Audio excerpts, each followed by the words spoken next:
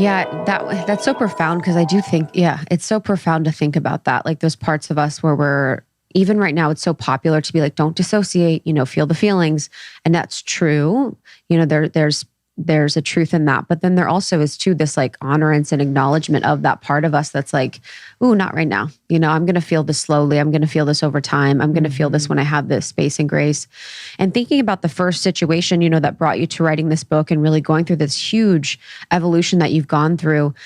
Was there ever a part of you that was like, dang, I thought I was really good, or I thought I had like my healing down, or I thought I never saw this coming. Like, was there ever that part of you that's like, wow, I can't believe this is part of my path and journey right now?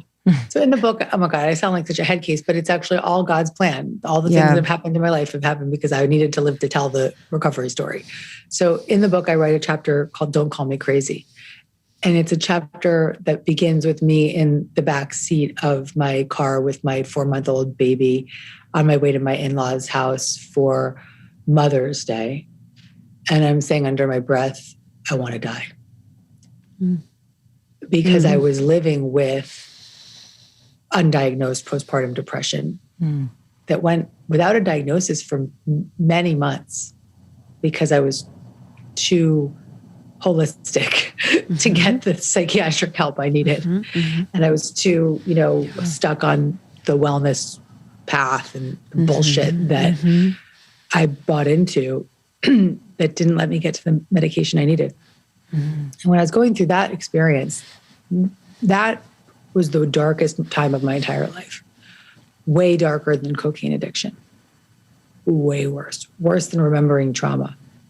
Going through the experience of postpartum depression would have killed me if I hadn't really gotten the help I needed. At that point, there was a moment of like, really? Like, do I really I've been through so much. Do I really fucking have to do this now?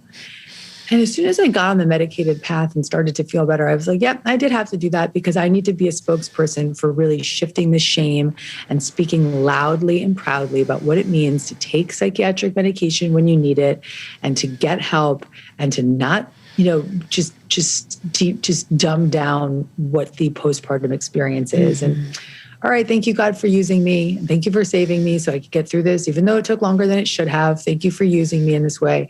And most importantly, for me, that journey through psychiatric support also gave me a safer baseline to do deeper therapeutic work. So I know it's all for the highest and best. So, but there was a moment there where I was like, really? Fuck, man. Yes. Or? Yes. Sometimes I'll do that too. I'm like, oh God.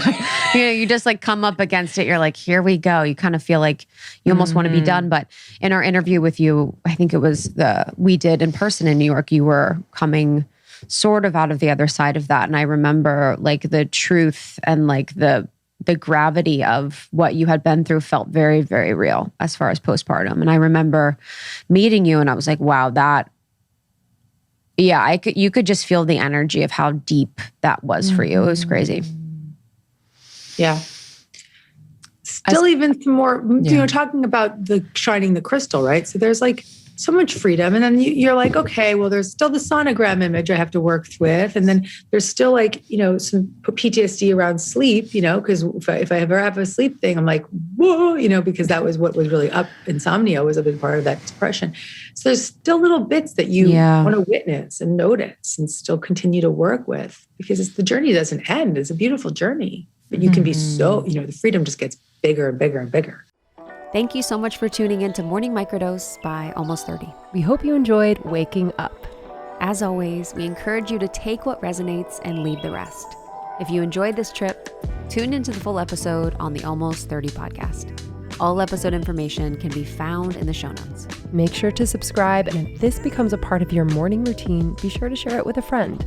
We have new inspiring doses Monday through Friday. Follow us on Instagram at Morning Microdose.